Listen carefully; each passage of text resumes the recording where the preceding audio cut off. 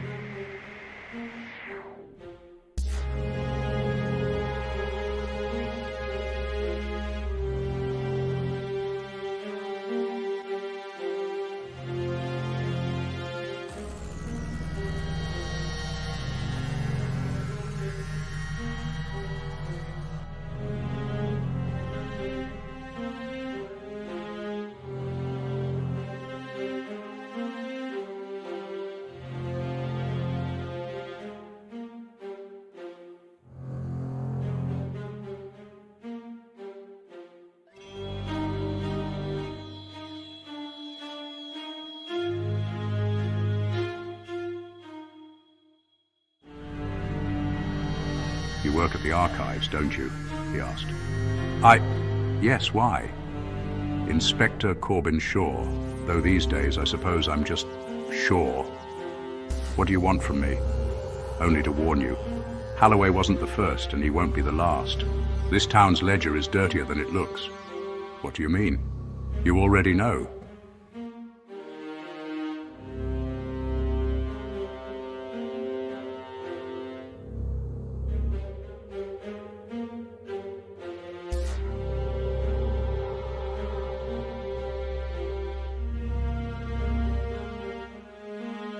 "You said Halloway wasn't the first," Mara said at last, her voice steady despite the unease curling in her chest. "What do you mean by that?" Shaw swirled his pint, watching the foam settle. "Men like him, business owners, landlords, anyone with their fingers in the town's affairs. They've been dropping in suspicious ways for months.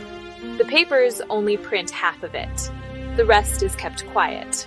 Suicides, accidents, fires. But I don't believe in coincidences stacked that neatly. And what makes you think I'd know Anything about it? She asked, gripping the stem of her glass. Because you work in the archives, Shaw said simply. Because you've seen things in those ledgers, patterns, names, maybe even in red ink. Her hand froze. How? He raised a hand, stopping her. Don't bother asking how. Let's just say you're not the only one who's noticed the town keeps 2 sets of books. One for show and one for the shadows. What do you want from me? She whispered. Shaw leaned closer, his voice dropping to a rasp. To keep your eyes open, to write down what you see, and when the time comes, to tell me. And if I don't? His gaze hardened, shadows deepening in the lines of his face. Then you'll end up like Halloway. I don't know what you think you know, she said, forcing steel into her voice, but I want no part of it.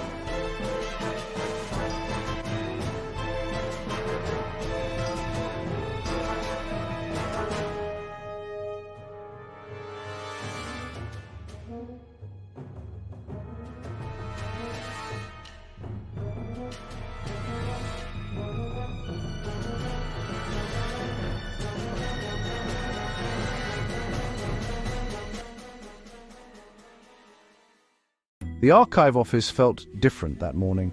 The walls seemed closer, the air heavier, though her colleagues carried on as usual, their chatter bouncing between the desks. Mara kept her head down, moving through her routine with deliberate calm. When she finally opened the next ledger, her pulse quickened.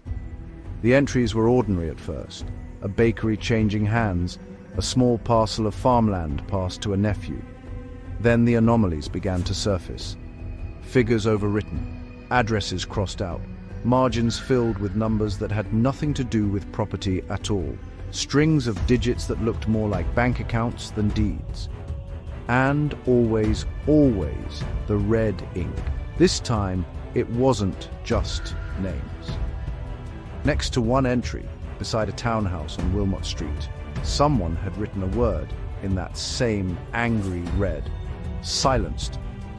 Mara's pen trembled as she copied the record into the system. She flipped back through the previous pages, hunting for more. She found debt, owed, and once, chillingly, removed. It was as though the ledger wasn't just recording property transactions. It was keeping score. That afternoon, she retreated to the back stacks, rows of shelves where the older records gathered dust. Few of her co-workers ever ventured here, which made it the perfect place to dig without prying eyes. She pulled ledgers at random, laying them open across the long oak table. Patterns emerged quickly.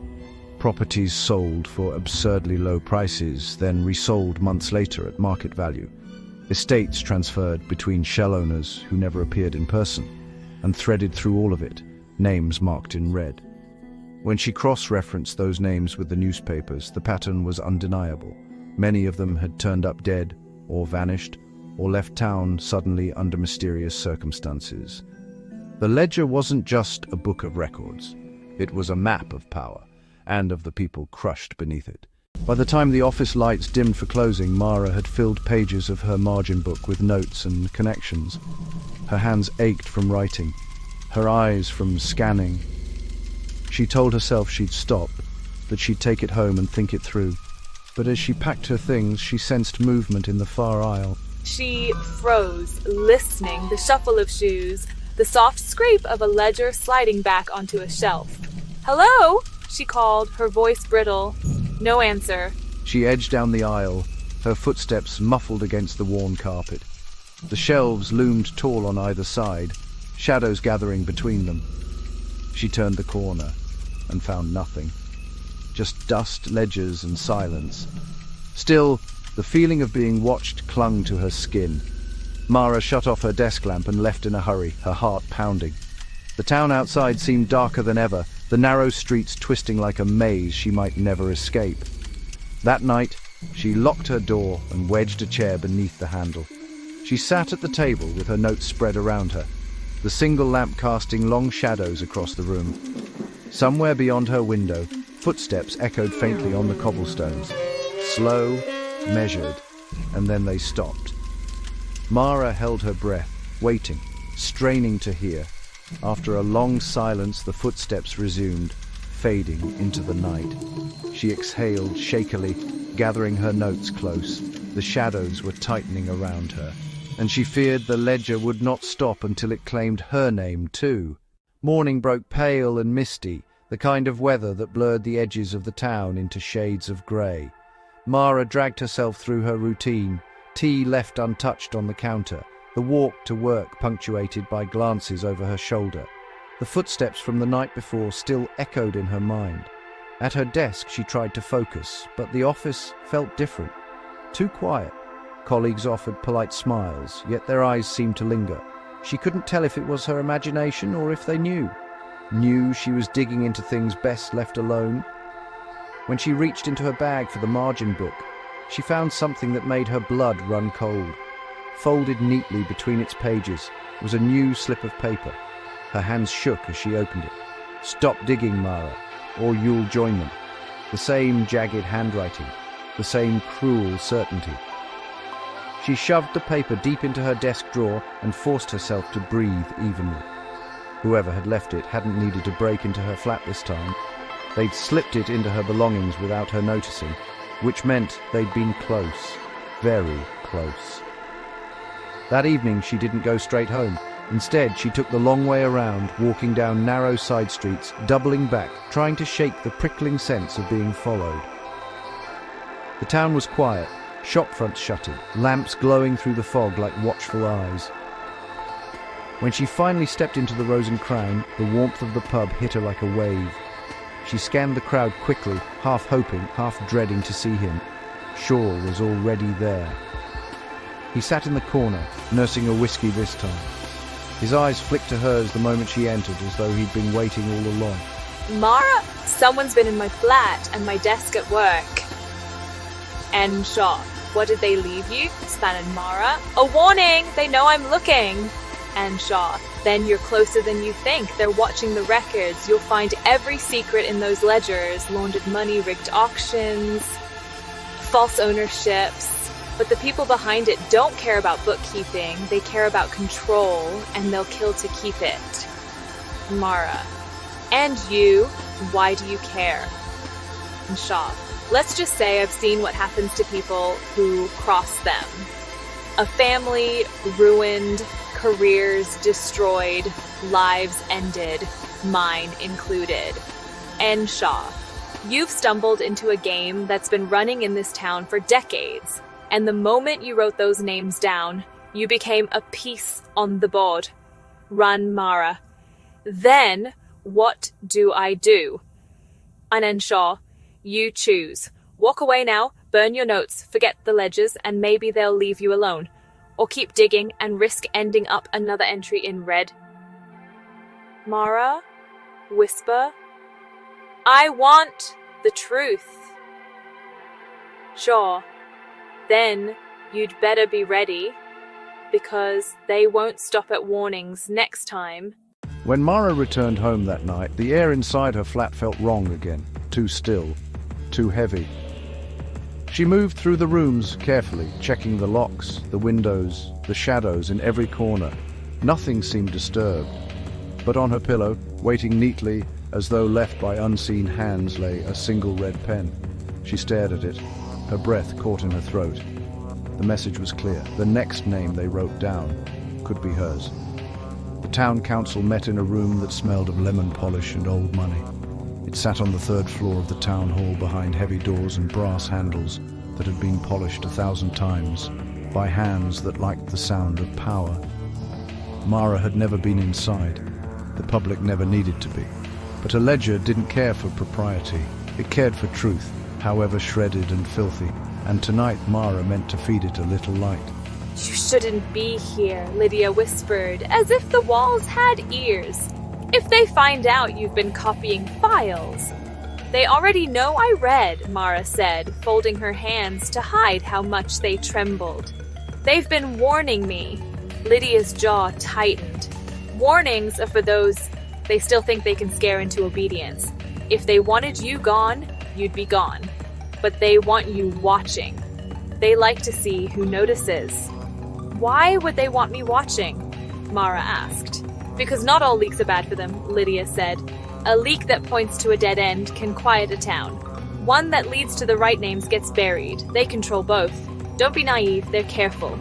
Shaw's face in the lamplight was stone. Show me what you have. Mara handed over her phone. The photos were grainy but clear enough.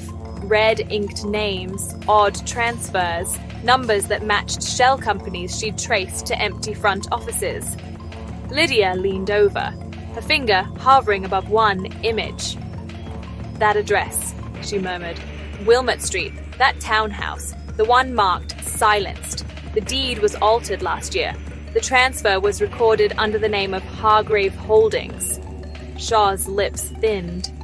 Hargrave. They own half the pubs and twice as many properties. They're a shell, Lydia said. Run through a network of trusts and companies registered in the city, but the money flows here. It ends up in council projects, in resurfaced lanes, in grants to local firms. It's neat and legal on the surface. Mara felt something like nausea. So the ledger, this book, was being used to map those flows? Used and abused, Lydia said, and when someone got noisy, when they asked questions, sued, tried to make the transfers public, they had accidents, or bankruptcies, or worse. Shaw stared down at Mara. You found their bookkeeping. That makes you valuable. And dangerous, Lydia added softly. They moved like thieves through the council's records wing, Lydia producing keys with a practiced hand, and Shaw watching the corridors as though he expected company at every turn. The records room smelled of dust and glue. Its shelves were populated by fat volumes bound in cracked leather and brittle paper. Unattended, those books might have remained mute forever. Tonight, the three of them made a choir out of them. Mara pulled ledgers, thumbed pages, and felt a pattern stitch itself together. Properties funneled through Hargrave, payouts that matched town maintenance contracts, charitable donations that ended in offshore accounts, and a handful of names repeated with a red ink so furious it read like accusation. "These aren't mistakes," Lydia whispered. Mara's eyes snagged on a passage, an entry for a parcel of moorland signed over to Hargrave for $10, then resold months later to a local developer for $250,000. Between entries, someone had scrawled, "Consolidate. Consolidate," Mara read aloud. "It's how they tidy people out," Lydia said. "Remove one owner, install another. Remove debts on paper. Make a man invisible in the ledger, and he'll be invisible everywhere else." Shaw closed his eyes for a heartbeat. This is bigger than a few crooked deals. They worked into the small hours, copying, photographing, cross-referencing. Mara's hand cramped from the strain, but the picture was clear. A shadowy council of businessmen and contractors had built an architecture of control see ownership, influence, favors, and a cruelty that kept the town pliant. Names written in red were the ones who resisted or got in the way. Names that appeared in the ledger without red ink were either complicit or invisible. When they finished, the three stood in silence. The records room suddenly too loud with its own history. Lydia's face had gone pale. The lamp threw hard shadows across her cheeks. "You can take these," Lydia said, "but you'll need proof. You'll need someone outside the town who can see the trail to the city accounts. Otherwise they'll bury everything," Shaw finished. "And you'll be the one they mark to warn the next person." Lydia bit her lip. "There's one person. An investigative reporter in the city, Graham Ellis. He used to do council corruption pieces. He vanished from local papers a year ago, but still freelances. If anyone can trace shell companies and link them to Hargrave's accounts, it's him." Mara swallowed. "How do we reach him?" Shaw looked at Lydia, then at Mara. "Carefully, we don't phone and we don't email. We send a burner to an address he uses. I'll handle that." The clean practicality of the plan comforted Mara negligibly. It did not quiet the hollow dread that had lodged under her ribs. The ledger gave them purpose, but it had also given them a target. As they left the council building, the sky to the east was a hard slate blue with the promise of rain. Lydia melted back into the anonymity of the sleeping town, and Mara and Shaw walked the short distance to the Rose and Crown in a kind of stunned silence. "You realize what this means?" Shaw said at last. "Once Ellis starts pulling threads, the people at the center will move to silence him. And if he names names, if he traces the money, then those names will get bold. They'll strike harder." Mara's fingers brushed the margin book in her bag. It felt like a tiny spine of something alive. "I don't know if I was ready for this," she admitted. "No one is," Shaw said, "but you already are in it. The ledger chose you, or you chose it. It doesn't matter which. What matters is that you don't show fear." Mara chewed on his words as if they were food. Fear wasn't a choice. Courage, she had already learned, often wasn't either.